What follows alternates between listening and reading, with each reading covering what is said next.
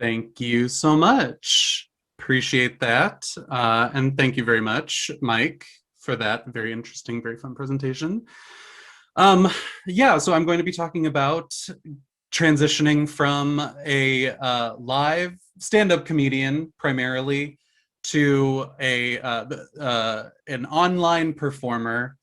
My very very brave transition from a stand-up comedian to a Twitch streamer, which um, you know it has been quite a journey.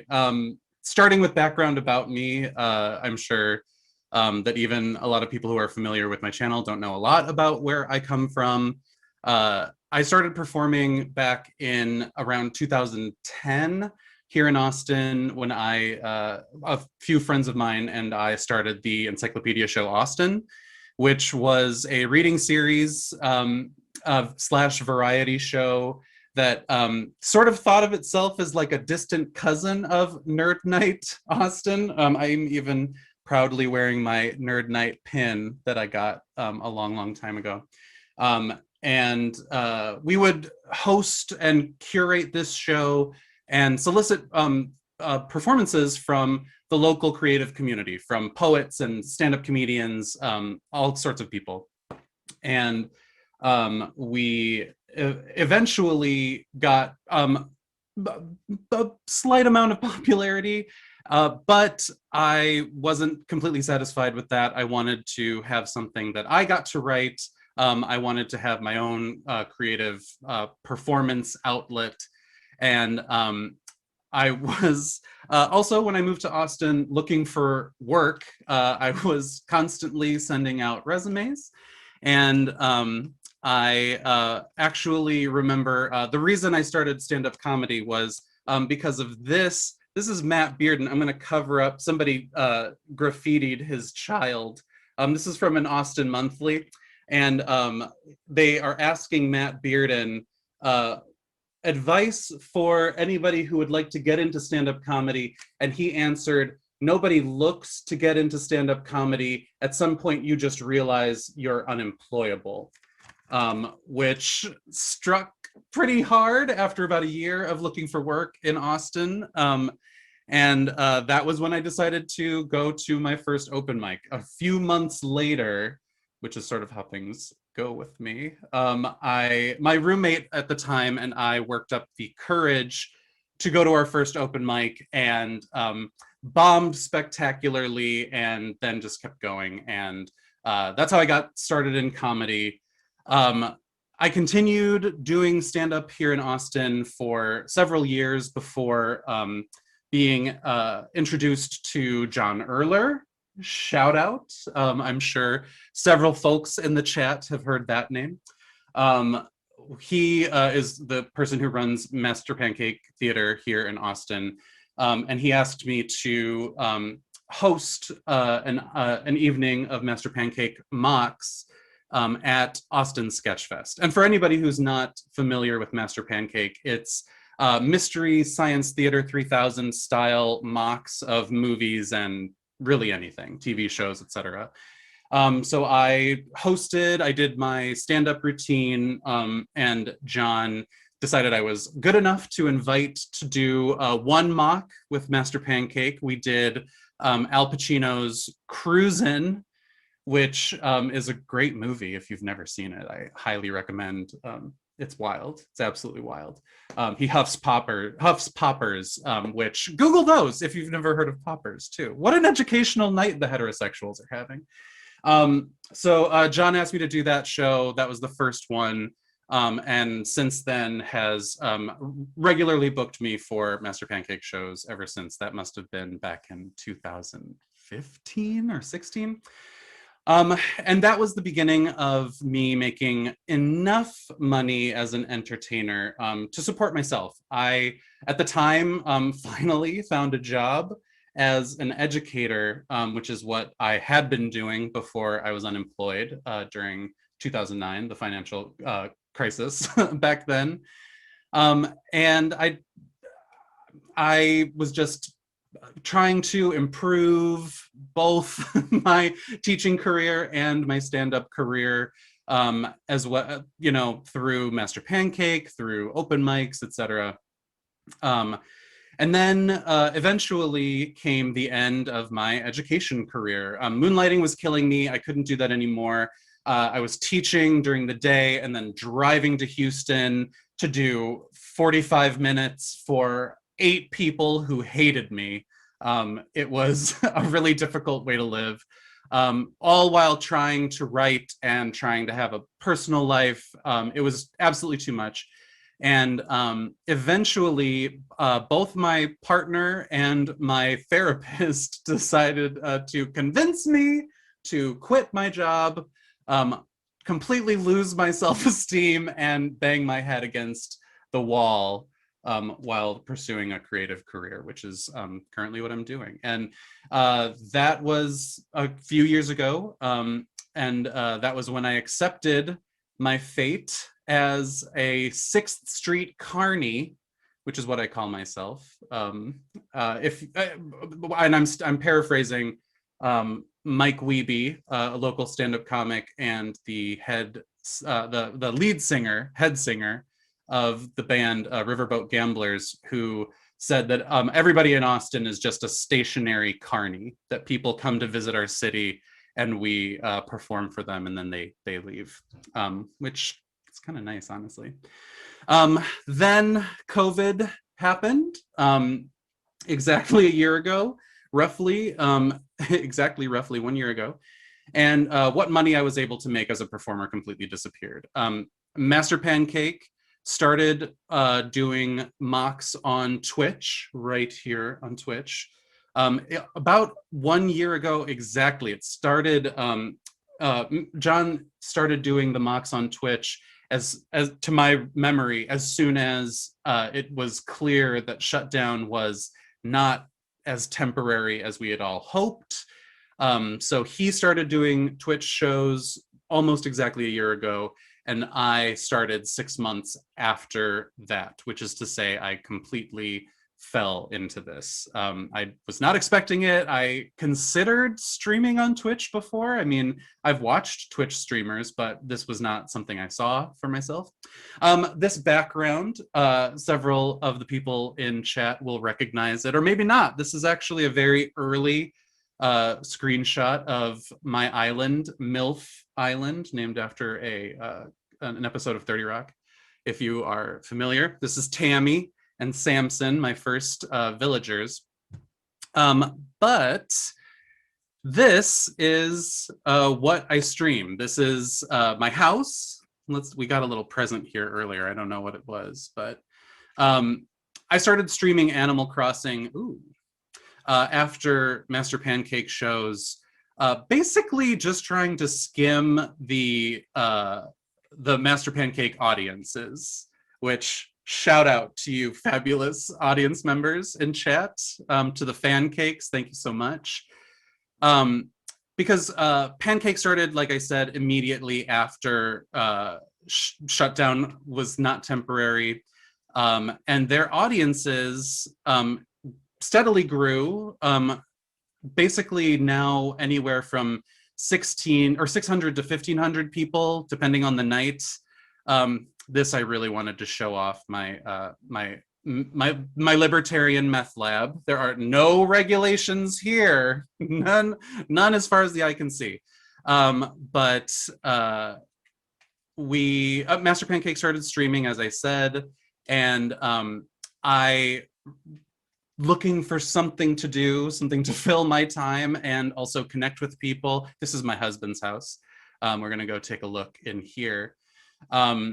This is what I started streaming, this and other games. I play Hades on Mondays after I have therapy.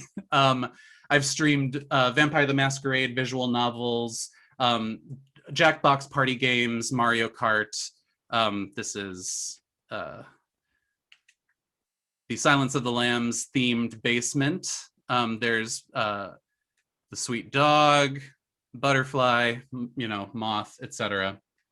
There's also a camcorder looking at some urinals, which I'm just going to mention. That's just true. That's just there. It does not reflect our personal life, just my sense of humor and the zeitgeist.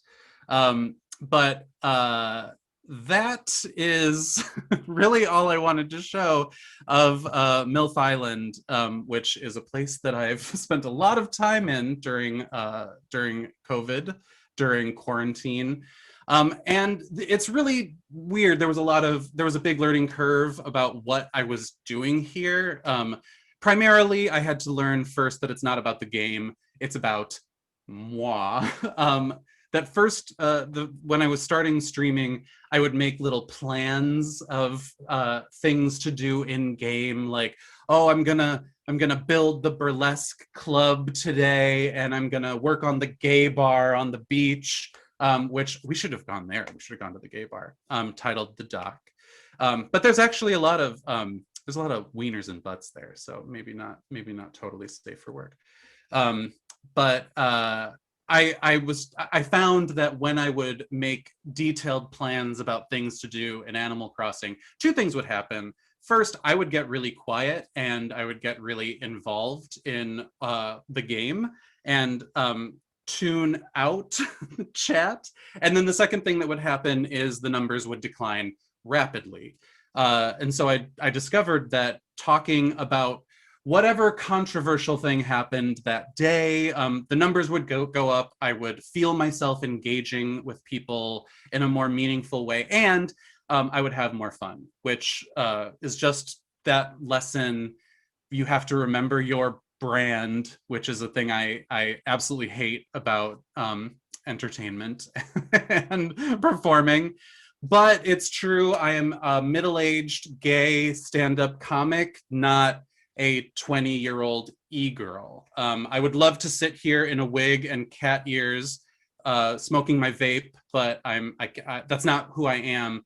And I have to admit that there's a certain amount of irony to what I'm doing right now. I look like this, and I'm playing with my dolls on this island. So people don't really want to see me making things in Animal Crossing. I think that part's fun, and I am funny. I still make things that are weird, but I found it's just a lot more engaging to give people my takes on gays over COVID, Greg Abbott, Drag Race, Army Hammer, which is to say we're pro gays over COVID, anti Greg Abbott, extremely ambivalent about Drag Race despite watching every single series that the franchise has made, and confused about Army Hammer, although also I suspect anti. I don't exactly know what's going on there.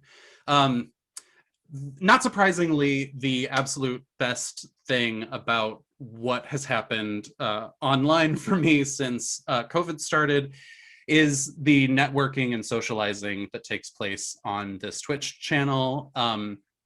I'm completely in love with the viewers that I interact with. It's been an absolute lifesaver for me personally during the pandemic. Like I say, I used to be a stand-up comic. I guess I still am, but it feels weird saying that, having done stand-up once in the last year. But interacting with viewers in chat is very different from stand-up viewers, but also kind of scratches the same itch. With stand-up audiences, it's instant gratification. As soon as I make a joke, they laugh, or you hope they do. They do for me. But with Twitch, I'm screaming into the void, and then I see these really lovely supportive messages trickle in slowly. And it's really great to feel that and to see that while interacting with people virtually. I'm even really a stay-at-home kind of gal, but so in some ways it's kind of perfect for me, but also, God, I can't wait to go to a club again. Won't that be great? And also, I get the bulk of what I say on stream by interacting with chat. I don't actually come up with a list of topics to discuss before I stream. I'll kind of just talk about people's days, and that has the benefits of maintaining engagement as the best I possibly can, as well as kind of serving this weird like group therapy function that I've seen be really helpful for a lot of people. People have reached out and told me that they've found it really helpful to actually connect with people in some way when it's become more and more difficult to do that. Oh, damn, wait. There's one thing I did want to show. I'm sorry. I forgot that I gave myself a Nerd Nite face tattoo. I wanted everybody to see that. Before the show started, I completely neglected to show the neck tattoo. I guess that's a face tattoo, but I did that in the last 10 minutes before we started. So it's been really great interacting with people virtually. That's been wonderful. And I have to say, one of my very favorite things about this platform and performing virtually has been raiding other channels. It's a gift to have an audience of people. I'm sure you all know that, organizers of Nerd Nite, Austin. It's an absolute gift having people in chat. And I stream very late in the night. Sometimes I stream in the afternoons. But when there are people that I admire, actually artists that I really love who are streaming on Twitch now, because everybody is. I mean, everything is happening virtually now. The function of being able to take my audience and just pick them up, plop them down in another person's stream is really, really exciting. Like I said, I'm skimming off of the Master Pancake crowd, the chat from Master Pancake, who very generously, another shout out, thank you to John Erler for constantly rating my channel. What a gift. And then I like to pay that forward. Apologies for referencing a Kevin Spacey movie, but I really love, it's mostly drag queens, Yovska, Vivacious, Jeremy Carey, who no longer uses her drag name, Bitch Puddin' are all drag queens that Louisiana Purchase, who's a local queen, and she now streams on Twitch. That has been very exciting to get to interact and bring my viewers over to them. And in many cases, seeing my viewers subscribe to those channels has been, just makes my heart sing, makes me really excited to introduce the good heterosexuals of Twitch to the monsters of drag, as well as stand-up comedians, Ron Funches, etc. Oh, DJs like Gabriel and Dresden, who I actually think are, no, never mind. They're streaming right now. But I like to actually keep the party going. I like sending people off when I'm done. It actually gets me to interact with those people that I mentioned. And I'm a huge fan of all of the names that I just mentioned. And like I say, being rated is a pure joy. When Master Pancake's 200 people come into my channel, it really feels good. And also it happens with strangers every once in a while. People I don't know will come into my chat. That feels great.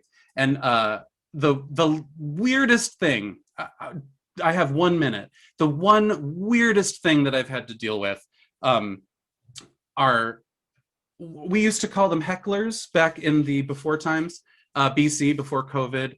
I learned how to deal with hecklers. I have shouted down dozens of drunk heterosexuals in my life. I know exactly what to do with them, but it was a weird learning experience to have to deal with somebody jumping into a Jackbox game and heckling, which, I don't know, it's just, it's all the same crap. People are still just as awful as they were in the before times. And I don't know, I guess it's good to see that, but it was MBD, dealt with, shut the game down, just like we used to in the old days, just end the show. So those are the growing pains. Those are the little things that I've had to learn and that I've enjoyed in this virtual space in MILF Island. And that is the end of my presentation.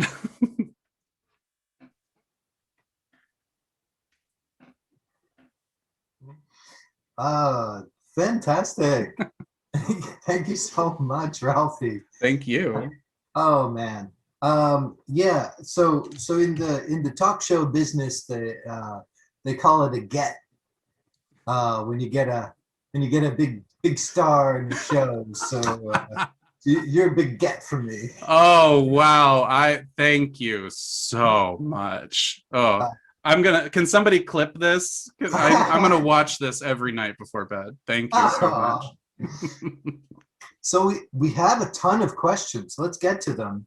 Um, and I want to say, yeah, also, just to reiterate what you said, just a boatload of really sweet comments in the chat.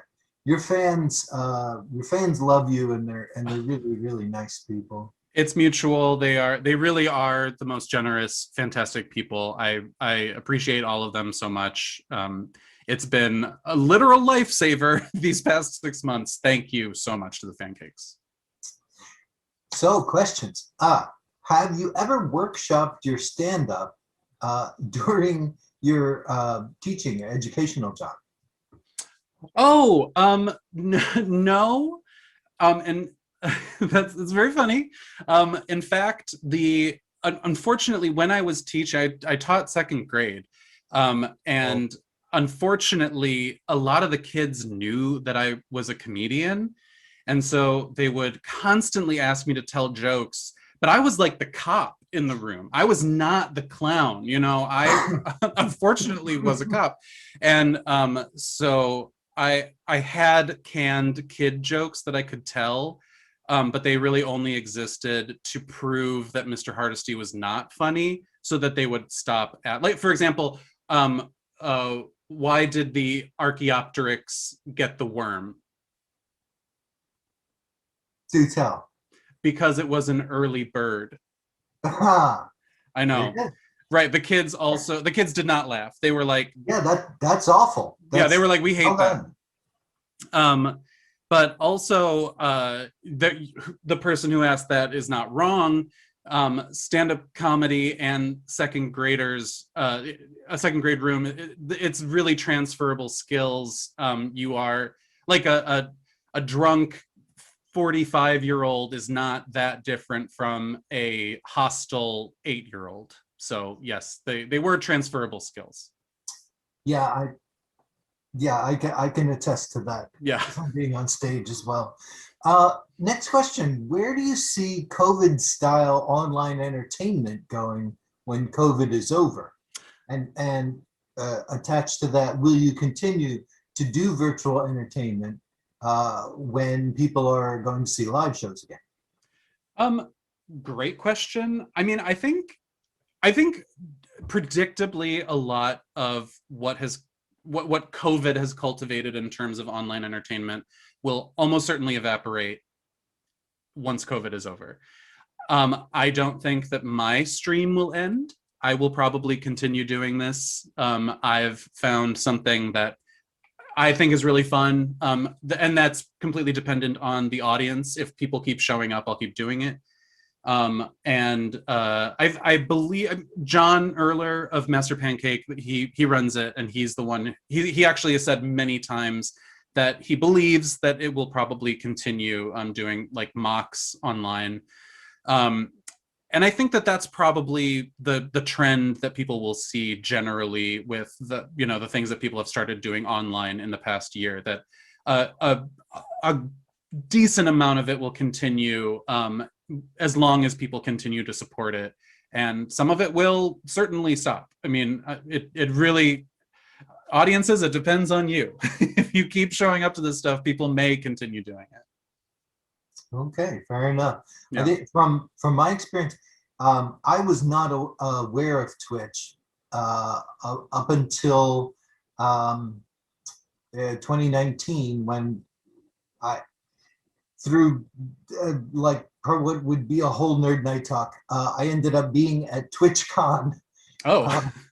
Through some sequence of events, and I was like, the what now?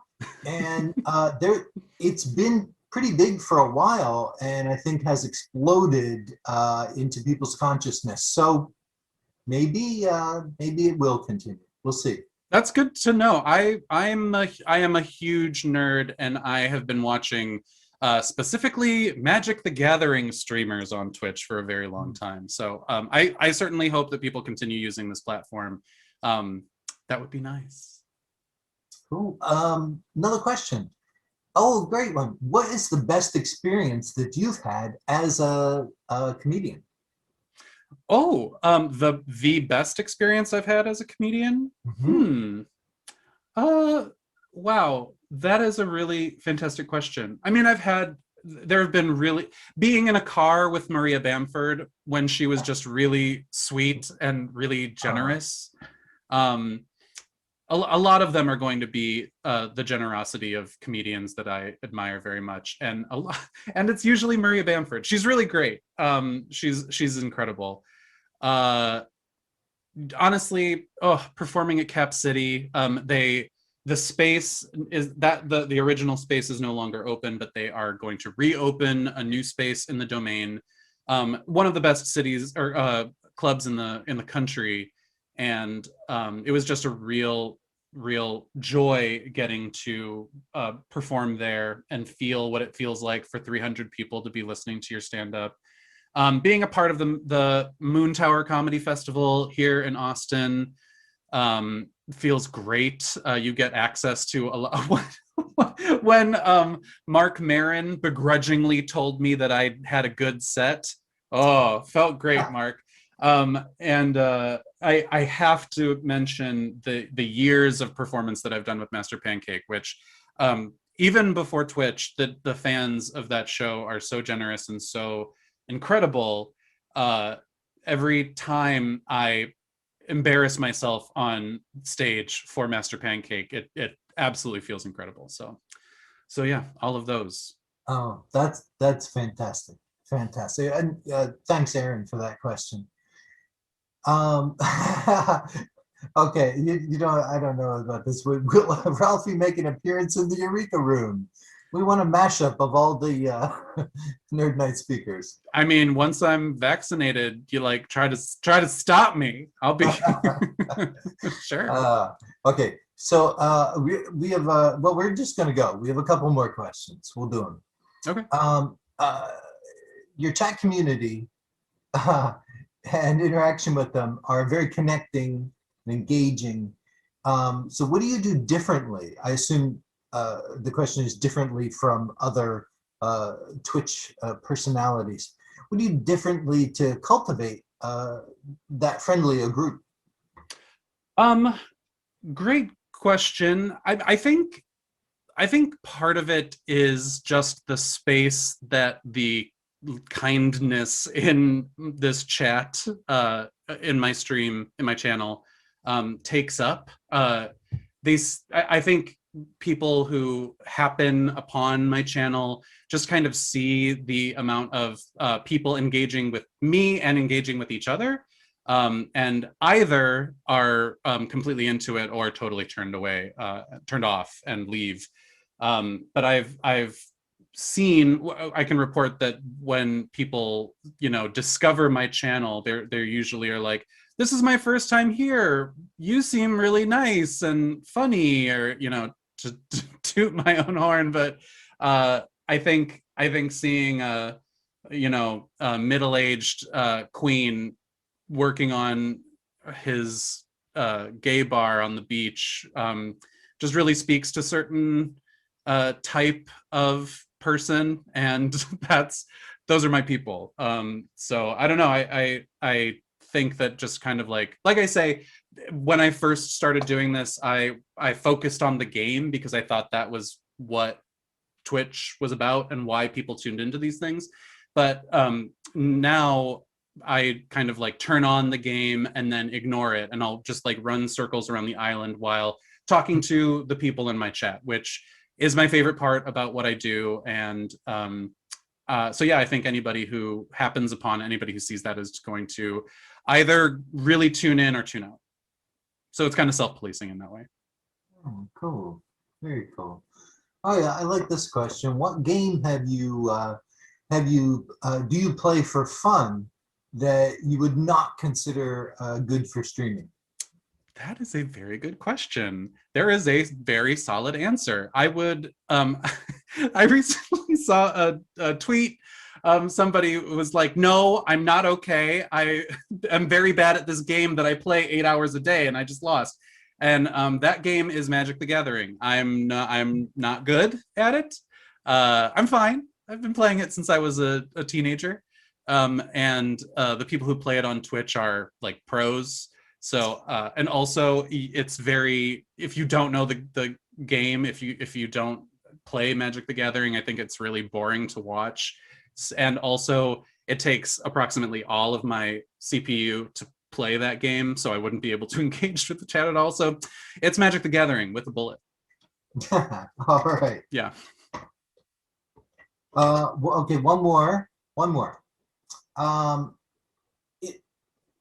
That's a fairly straightforward one. Do you think it's easier or harder to be an online comedian versus an in-person comedian with a live audience?